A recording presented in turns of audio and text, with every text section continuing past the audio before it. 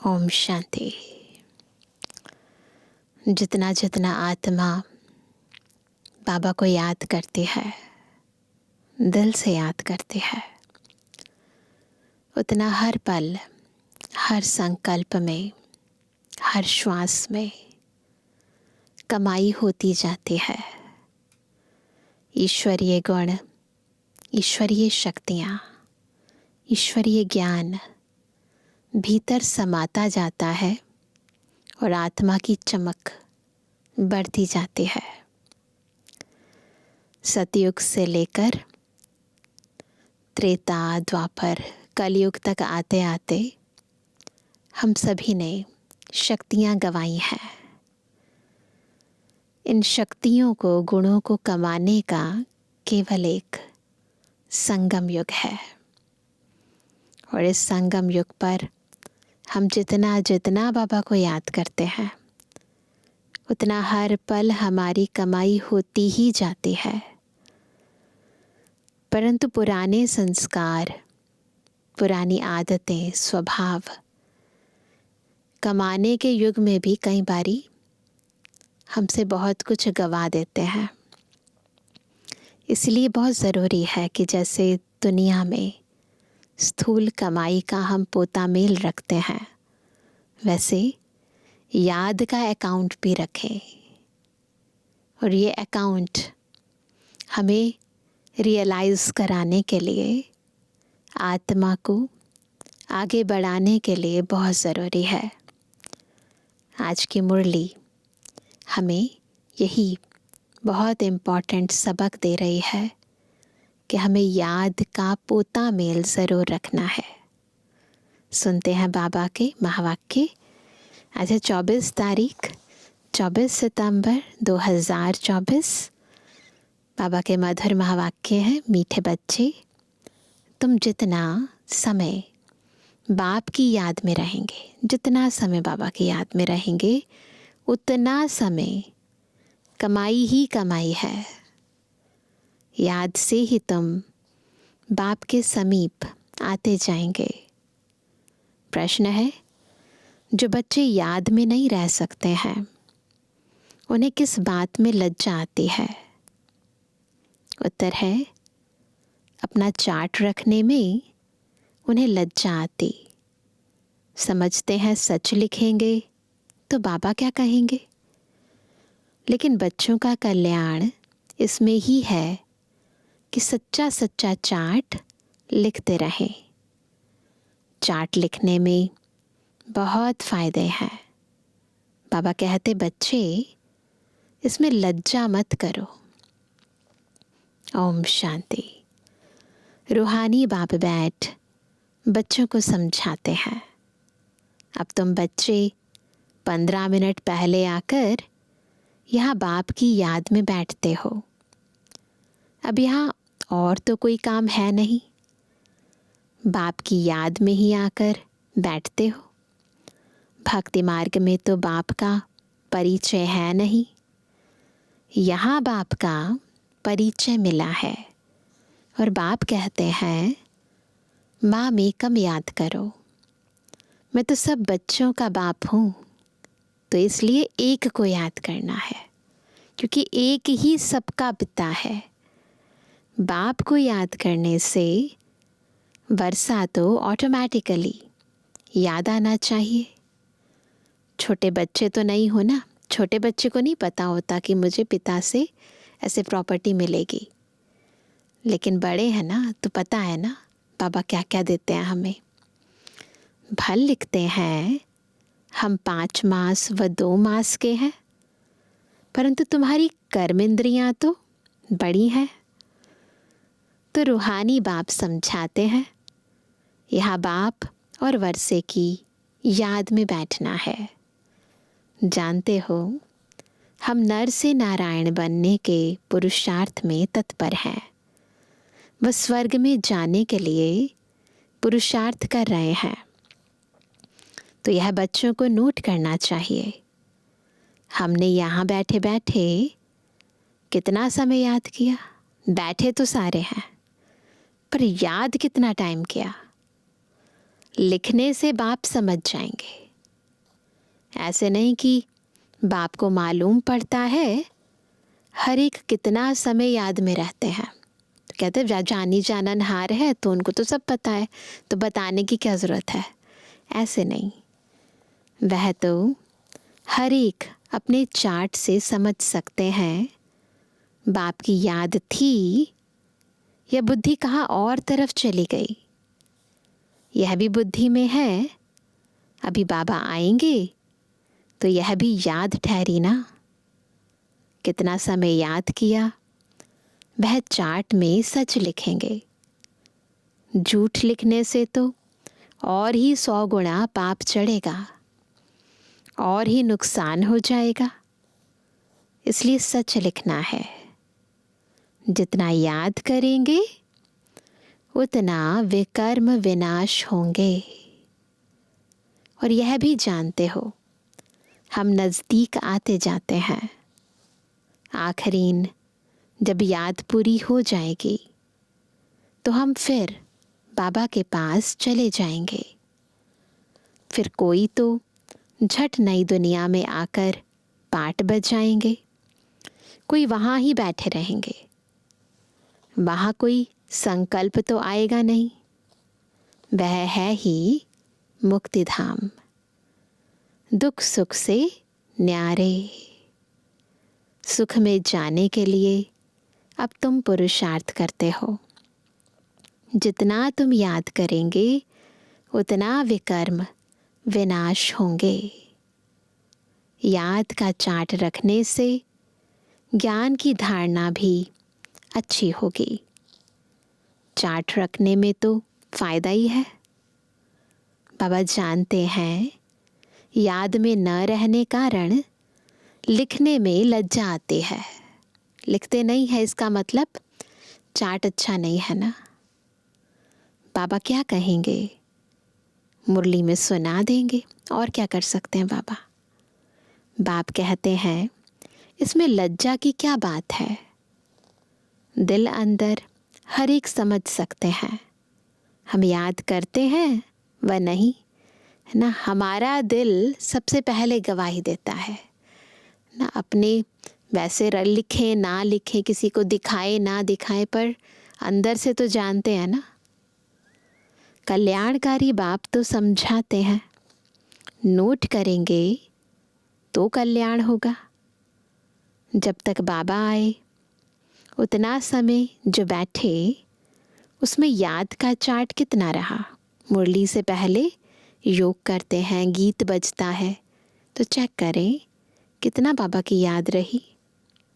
फ़र्क देखना चाहिए। प्यारी चीज़ को तो बहुत याद किया जाता है। कुमार कुमारी की सगाई होती है तो क्या होता है, याद दिलानी थोड़ा पड़ती है, चार्ट भी रखना नहीं पड़ता है।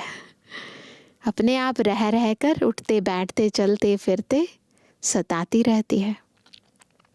तो दिल में एक दो की याद ठहर जाती है, फिर शादी होने से पक्की हो जाती है। बिगिर देखे समझ जाते हैं हमारी सगाई हुई है ना। अभी तुम बच्चे जानते हो कि शिव बाबा हमारा बेहद का बाप है। भल देखा नहीं है, पहले नहीं उसे ऐसे होता था, देखते थे या फोटोग्राफ्स देखते थे, इससे ज़्यादा नहीं देखते थे। पुराने ज़माने की बात है। आजकल तो सब पहले से एक दूसरे को देख लेते हैं, जान लेते हैं। और अभी तो दुनिया के अंदर अरेंज्ड मैरिज का कल्चर भी धीरे धीरे कम होता जा रहा है। लेकिन पहले ज़माने में ऐसा होता था कि बिना देखे भी सगाई कर लेते थे। तो पापा कहते हैं अभी बाबा को भी नहीं देखा है तो दिल की रग जुट जानी चाहिए ना। भल देखा नहीं है परंतु बुद्धि से समझ सकते हो। वह बाप अगर नाम रूप से न्यारा है तो फिर पूजा किसकी करते हो। नाम और रूप तो है तभी तो पूजा करते हैं ना। याद क्यों करते हो। नाम रूप से न्यारी बेअंत तो कोई चीज़ होती नहीं है ना। संसार में कोई भी ऐसी चीज़ नहीं है जो नाम रूप से न्यारी हो, बेअंत हो। ज़रूर चीज़ को देखा जाता है तब वर्णन होता है। भगवान की तो कितनी महिमा गाते हैं, इतनी महिमा, इतना वर्णन, इतनी चिंतन, है ना, इतना गायन, इतना पूजन, ऐसी चीज़ का थोड़ी ना करेंगे जिसका ना नाम है ना रूप है। आकाश को भी देखते हैं ना, बेअंत कह नहीं सकते। भक्ति मार्ग में भगवान को याद करते हैं, हे भगवान कहते हैं ना, तो बेअंत थोड़ी कहेंगे। हे भगवान कहने से तो झट उनकी याद आती है। तो ज़रूर कोई चीज़ है। आत्मा को भी जाना जाता है, देखा नहीं जाता, अनुभव होती है ना। प्यार, सुख, शांति, आनंद अनुभव होते हैं ना, देखा थोड़ी ना जाता है। सब आत्माओं का एक ही बाप होता है, उनको भी जाना जाता है, बुद्धि से समझा जाता है ना, दिल जानती है। तो ये दिखाई देने की चीज़ नहीं है। लिमिटेड चीज़ें दिखाई देती हैं क्योंकि आँखों की भी लिमिटेशन है। अनलिमिटेड चीज़ें वो दिखाई नहीं देती हैं। तुम बच्चे जानते हो, बाप आकर पढ़ाते भी हैं। आगे यह मालूम नहीं था कि पढ़ाते भी हैं, है ना। भले कहते थे ज्ञान का सागर, भले भगवान को कहते थे, हे भगवान मुझे बुद्धि दो, मुझे ज्ञान दो, लेकिन वो आकर पढ़ाते हैं ये तो पता ही नहीं था। श्री कृष्ण का नाम डाल दिया है। श्री कृष्ण तो इन आँखों से देखने में आता है, उनके लिए तो बेअंत, नाम रूप से न्यारा, कह ना सके। श्री कृष्ण तो कभी कहेंगे नहीं मामेकम याद करो, वह तो सम्मुख है, उनको बाबा भी नहीं कहेंगे। माताएं तो श्री कृष्ण को बच्चा समझ गोद में बिठाते हैं। जन्माष्टमी पर छोटे श्री कृष्ण को झुलाएंगे, क्या सदैव छोटा ही है, बड़ा भी तो होगा ना। फिर रास विलास भी करते हैं तो ज़रूर थोड़ा बड़ा हुआ, फिर उनसे बड़ा हुआ तो क्या हुआ, कहाँ गया, किसको भी पता नहीं। सदैव छोटा शरीर तो नहीं होगा ना, कुछ भी ख्याल नहीं करते हैं। यह पूजा आदि की रस्म चली आती है। ज्ञान तो कोई में है नहीं। दिखाते हैं श्री कृष्ण ने कंसपुरी में जन्म लिया। अब कंसपुरी की तो बात ही नहीं, कोई का भी विचार नहीं चलता। भक्त लोग तो कहेंगे श्री कृष्ण हाजिरा हजूर है। फिर उनको स्नान भी कराते हैं, खिलाते भी हैं। कहते ना हमारे सामने हाजिर नाजिर है, जहाँ देखो तू ही तू है। परंतु फिर स्नान भी कराएंगे, झूला भी झुलाएंगे, खाना भी खिलाएंगे। अब वह खाता तो नहीं, रखते हैं मूर्ति के सामने और खुद खा लेते हैं। खाते तो ब्राह्मण लोग हैं, खाते तो भक्त लोग हैं। यह भी भक्ति मार्ग हुआ ना। श्रीनाथ जी पर इतना भोग लगाते हैं, वह तो खाता नहीं, खुद खा जाते हैं। देवियों की पूजन में भी क्या करते हैं, देवियों की पूजा में भी ऐसे करते हैं, खुद ही देवियां बनाते हैं, उनकी पूजा आदि कर फिर क्या करते हैं, डुबो देते हैं। जेवरात आदि उतार कर डुबोते हैं। फिर वहाँ तो बहुत रहते हैं, जिसको जो हाथ में आया वो उठा लेते हैं, तो कमाई होती रहती है। देवियों की ही जास्ती पूजा होती है। लक्ष्मी और दुर्गा दोनों की मूर्तियाँ बनाते हैं। बड़ी मम्मा भी यहाँ बैठी है ना, है ना, जिसको ब्रह्मपुत्रा भी कहते हैं। तो बड़ी मम्मा कौन, ब्रह्मा बाबा, हमारी बड़ी माँ। समझेंगे ना कि इस जन्म और भविष्य के रूप की पूजा कर रहे हैं, मम्मा की जगदम्बा के रूप में और भविष्य लक्ष्मी के रूप में। कितना वंडरफुल ड्रामा है। ऐसी ऐसी बातें शास्त्रों में आ ना सकें, यह है प्रैक्टिकल एक्टिविटी। तुम बच्चों को अब ज्ञान है, समझते हो सबसे जास्ती चित्र बनाए हैं आत्माओं के। जब रुद्र यज्ञ रचते हैं तो क्या करते हैं? आत्माओं के चित्र किस रूप में? शालिग्रामों के रूप में। तो लाखों शालिग्राम बनाते हैं। देवियों के कब लाखों चित्र नहीं बनाएंगे। वह तो जितने पुजारी होंगे उतनी देवियां बनाते होंगे। वह तो एक ही टाइम पर लाख शालिग्राम बनाते हैं। उनका कोई फिक्स दिन नहीं होता है, कोई मुहूर्त आदि नहीं होता है। जैसे देवियों की पूजा फिक्स टाइम पर होती है, खास तौर पर नवरात्रों के दिनों में होती है। तो जब शालिग्राम और शिव की पूजा की जाती है तो उसका कोई फिक्स टाइम नहीं होता, बस करते हैं। सेठ लोगों को, है ना, सेठ लोगों को तो जब ख्याल में आएगा कि रुद्र या शालिग्राम रचें तो ब्राह्मण बुलाएंगे। रुद्र कहा जाता है एक बाप को। फिर उनके साथ ढेर शालिग्राम बनाते हैं, रुद्र यज्ञ रचते हैं तो पूजा करते हैं। वो सेठ लोग कहते हैं इतने शालिग्राम बनाओ। उनकी तिथि तारीख कोई मुकर्रर नहीं होती। ऐसे भी नहीं कि शिव जयंती पर ही रुद्र पूजा करते हैं, ऐसा नहीं है। कोई फिक्स टाइम नहीं होता, कोई मुहूर्त नहीं होता। नहीं, अक्सर करके शुभ दिन बृहस्पति को ही रखते हैं। दीपमाला पर लक्ष्मी का चित्र थाली में रखकर उनकी पूजा करते हैं। तो ये सारा विस्तार है भक्ति मार्ग का, है ना। देवी देवताओं की पूजा करना, शिव शालिग्राम की पूजा करना, श्री कृष्ण की भक्ति करना, लक्ष्मी जी की भक्ति करना, फिर रख देते हैं। वह है महालक्ष्मी युगल, है ना। दीपमाला पर, दीपावली पर महालक्ष्मी जी की पूजा की जाती है ना। तो उसमें 2 हाथ नारायण के और 2 लक्ष्मी के, तो वो भी युगल की पूजा है। मनुष्य इन बातों को जानते नहीं। लक्ष्मी को पैसे कहाँ से मिलेंगे? युगल तो चाहिए ना। तो यह है, यानी लक्ष्मी नारायण युगल है।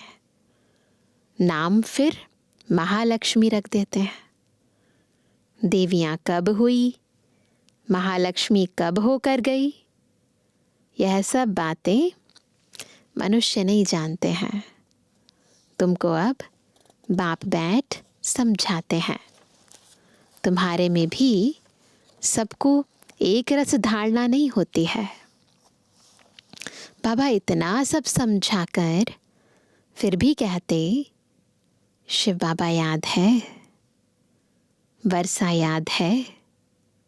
मूल बात है यह, याद की ही मूल बात है।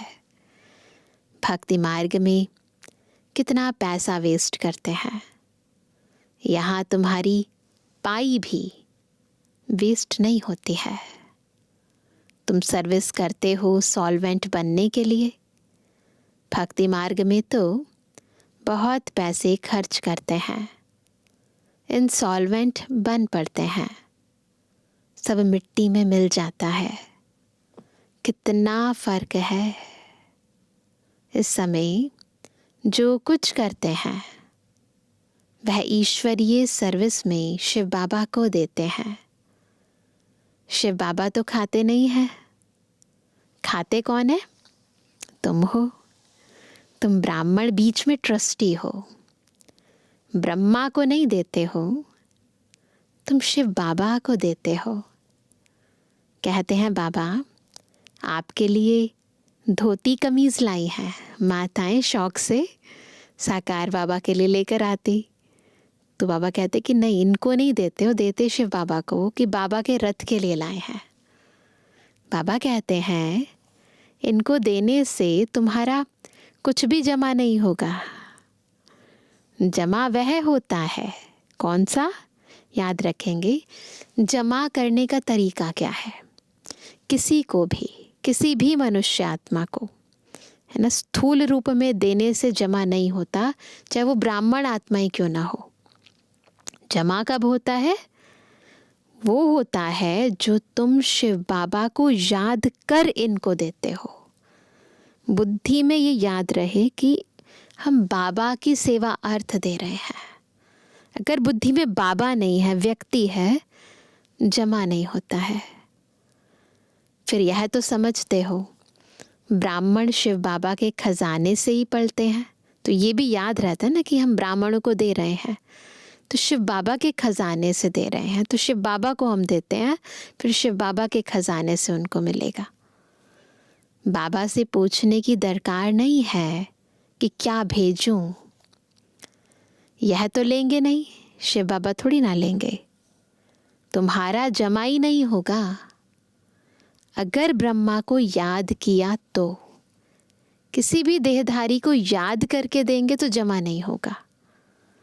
ब्रह्मा को तो लेना है शिव बाबा के खजाने से, तो हम भी ब्राह्मण बाबा के खजाने से लेते हैं। पहले बाबा को अर्पित करके फिर अगर हम लेते हैं तो फिर उस आत्मा का जमा होता है, नहीं तो जमा नहीं होता है। तो शिव बाबा ही याद पड़ेगा। तुम्हारी चीज क्यों लेवे? बीके को देना भी रॉन्ग है। पक्का करें कि डायरेक्टली किसी को देते हैं, किसी भी, चाहे वो बीके है चाहे वो नॉन बीके है, परंतु उसके अर्थ देंगे तो ये रॉन्ग है।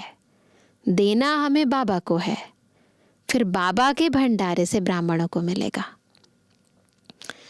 तो बाबा ने समझाया है तुम कोई से भी चीज लेकर पहनेंगे तो उनकी याद आती रहेगी, फिर बाबा को याद थोड़ी ना करेंगे। कोई हल्की चीज है तो उनकी बात नहीं, छोटी मोटी चीजों की। अच्छी चीज तो और ही याद दिलाएगी, है ना। अगर अच्छी चीज किसी से मिलेगी तो बार बार उसकी याद आएगी। फलाने ने यह दिया है, उनका कुछ जमा तो होता नहीं, तो घाटा पड़ा ना। शिव बाबा कहते हैं माम एकम, याद करो, मुझे कपड़े आदि की दरकार नहीं। कपड़े आदि बच्चों को चाहिए, वह शिव बाबा के खजाने से पहनेंगे। मुझे तो अपना शरीर है नहीं, यह तो शिव बाबा के खजाने से लेने के हकदार हैं। राजाई के भी हकदार हैं। कौन? ब्राह्मण बच्चे जो समर्पित होते हैं। बाप के घर में ही बच्चे खाते पीते हैं ना। तुम भी सर्विस करते, कमाई करते रहते हो। जितनी सर्विस बहुत, उतनी बहुत कमाई होगी। याद से कमाई, सेवा से कमाई।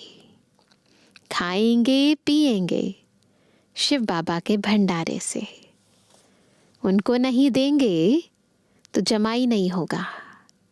अगर शिव बाबा को नहीं देंगे तो जमा नहीं होगा। शिव बाबा को ही देना होता है। अंडरलाइन करेंगे, शिव बाबा को ही देना होता है। बाबा आपसे भविष्य 21 जन्मों के लिए पद्मा पदमपति बनेंगे। पैसे तो खत्म हो जाएंगे, इसलिए समर्थ को हम दे देते हैं। बाप समर्थ है ना, जो शक्तिशाली है, जो सर्वसमर्थ है, उसको दे दो। 21 जन्मों के लिए वह देते हैं। इनडायरेक्ट भी ईश्वर अर्थ देते हैं ना, भक्ति मार्ग में इनडायरेक्टली देते थे। इनडायरेक्ट में इतना समर्थ नहीं है। भक्ति में देते हैं, अल्पकालीन प्राप्ति होती है, एक जन्म के लिए प्राप्ति होती है। लेकिन डायरेक्ट देने से 21 जन्म की प्राप्ति होती है। अभी तो बहुत समर्थ है, क्योंकि सम्मुख है, डायरेक्ट दे सकते हैं ना। वर्ल्ड ऑलमाइटी अथॉरिटी इस समय के लिए है। मास्टर सर्वशक्तिवान शिव बाबा है ना, सारे विश्व में सबसे ज़्यादा सर्वशक्तिमान है। वर्ल्ड ऑलमाइटी अथॉरिटी है इस समय के लिए। सारे विश्व का कल्याण कर रहे हैं बाबा। ईश्वर अर्थ कुछ दान पुण्य करते हैं तो अल्पकाल के लिए कुछ मिल जाता है। यहाँ तो बाप तुमको समझाते हैं, मैं सम्मुख हूँ, मैं ही देने वाला हूँ। इसने भी शिव बाबा को सब कुछ देकर, किसने? ब्रह्मा बाबा ने सब कुछ देकर सारे विश्व की बादशाही ले ली ना। तो शिव बाबा को दिया और फिर शिव बाबा के भंडारे से बच्चों की पालना करी। तो दिया तो बाबा को ना। ये भी जानते हो, इस व्यक्त का ही अव्यक्त रूप में साक्षात्कार होता है ना। ब्रह्मा बाबा के टाइम पर भी जब संदेश पुत्रियों से बाबा पूछते थे ऊपर अव्यक्त ब्रह्मा बाबा के बारे में कि उनमें और मुझ में कितना अंतर रह गया है, तो बाबा अपनी स्थिति को और ऊंचा उठाने के लिए पुरुषार्थ करते थे। तो बाबा एक क्लियर करते हैं उस समय भी कि इस व्यक्त ही अव्यक्त बनने वाला है।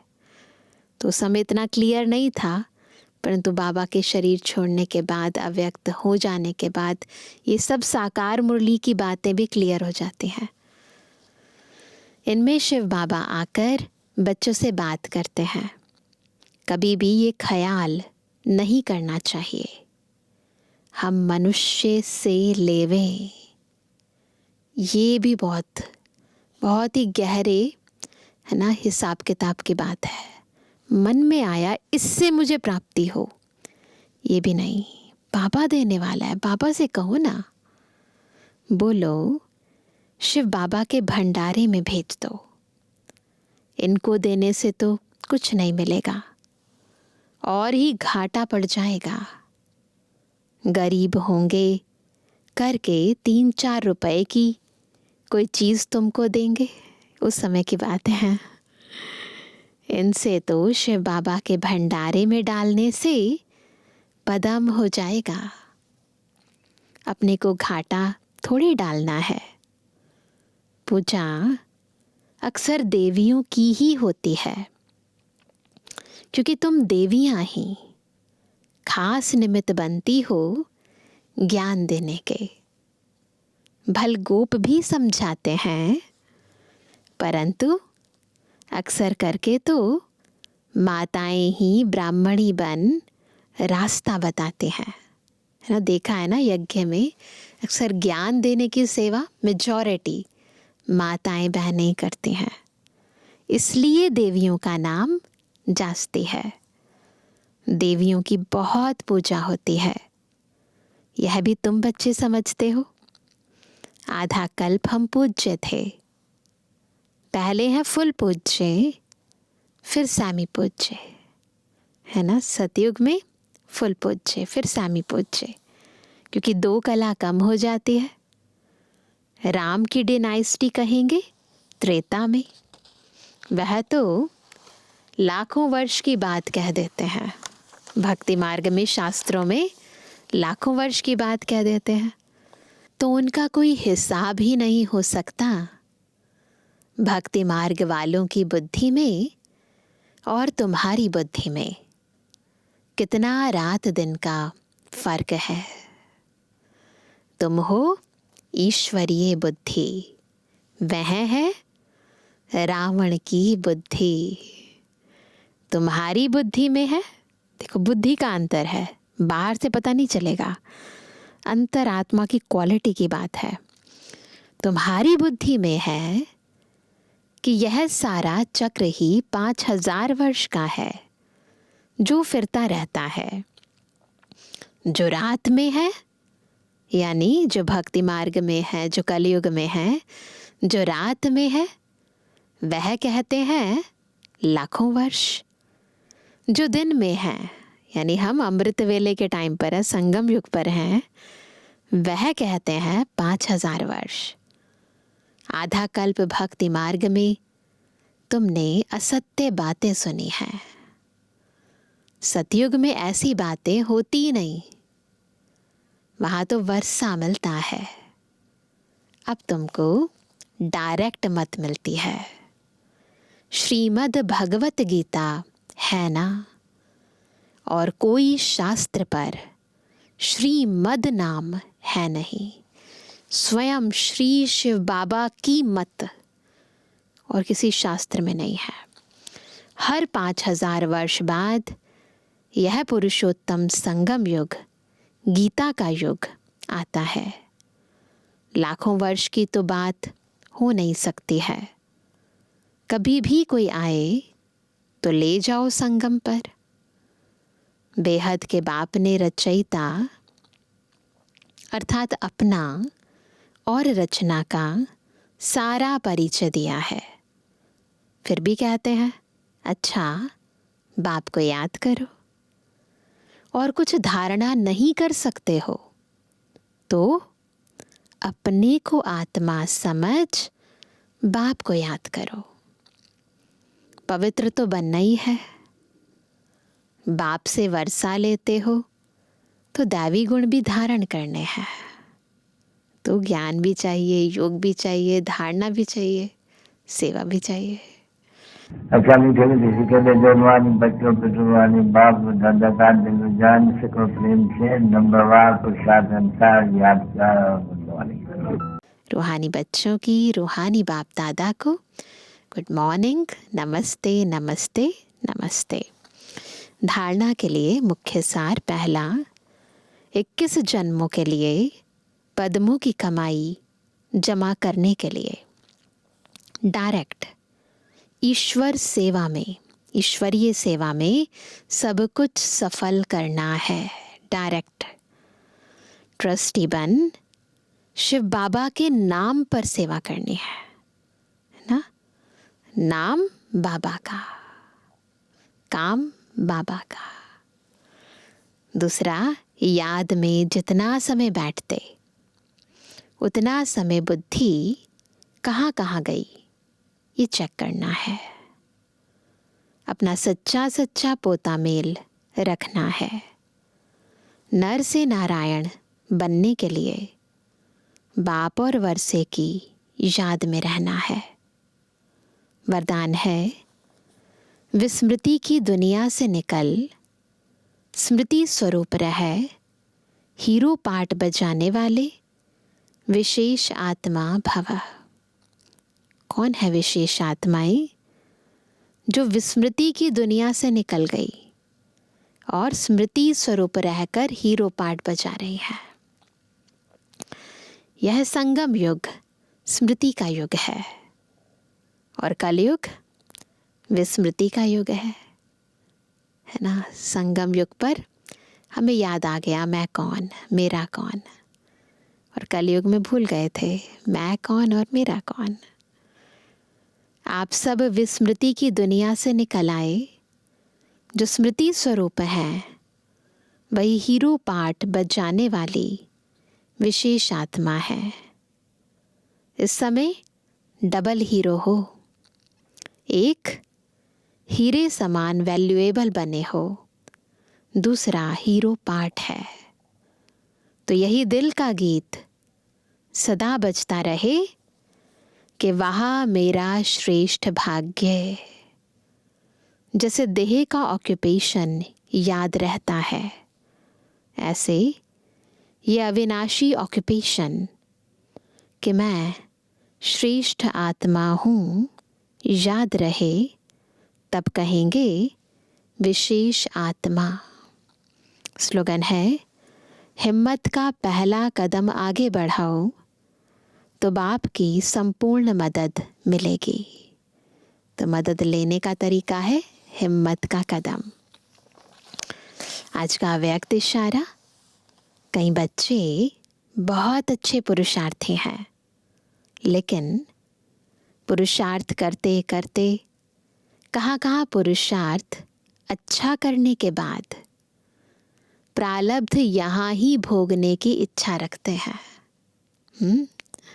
यह भोगने की इच्छा जमा होने में कमी कर देती है। इसलिए प्रारब्ध की इच्छा को खत्म कर सिर्फ अच्छा पुरुषार्थ करो। इच्छा के बजाय अच्छा शब्द याद रखो, है ना, पक्का कर लो। कोई इच्छा नहीं, बस पुरुषार्थ करो, दिल से बाबा की सेवा में लगे रहो।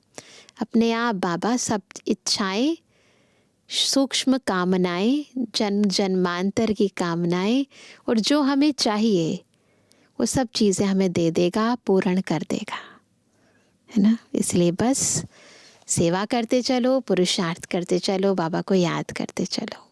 अच्छा, ओम शांति।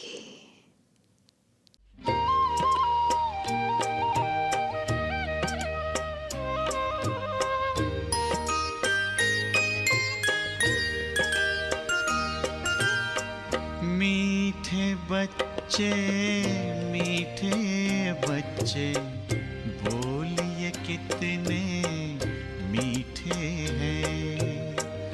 मीठे बच्चे, मीठे बच्चे, बोलिए कितने मीठे हैं।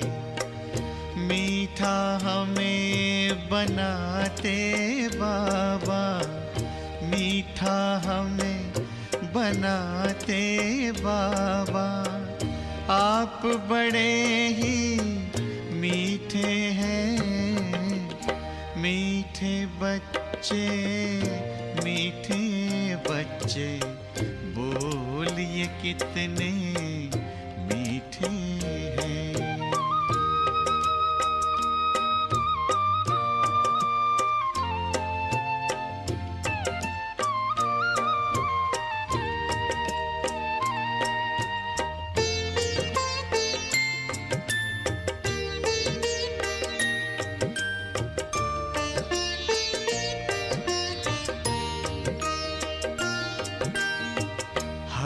कहते कुर्बान आप पे बाबा, ये दिल जान है। जान नहीं कुर्बान बच्चों, करना तुम्हें जहान है। प्यार भरी इन शिक्षाओं से, प्यार भरी इन शिक्षाओं से, सबके दिल को जीते हैं।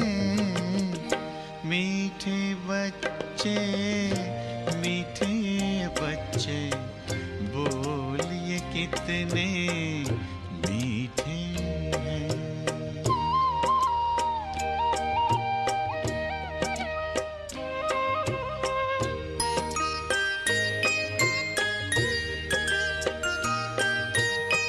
खार चुन लिए खुशबू भर हर जिंदगी महकाई है। नाच उठे हैं मन मयूर जब मुरली मधुर सुनाई है। इसी राग में भाग्य जगाना, इसी राग में भाग्य जगाना, आपसे हम भी सीखे हैं। मीठे बच्चे, मीठे बच्चे, बोलिए कितने मीठे हैं।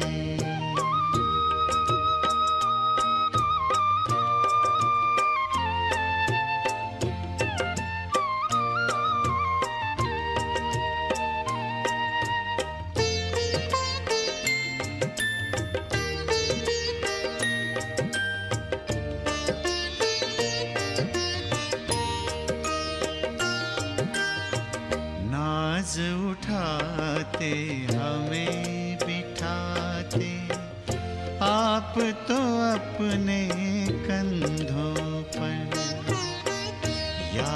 प्यार दे करते नमस्ते, बलि बलि जाते बच्चों पर। ऐसे प्यार का मधुरस पी के, ऐसे प्यार का मधुरस पी के, सब रस लगते फीके हैं। मीठे बच्चे, मीठे बच्चे, बोल ये कितने मीठे हैं। मीठा हमें बनाते बाबा, मीठा हमें बनाते बाबा।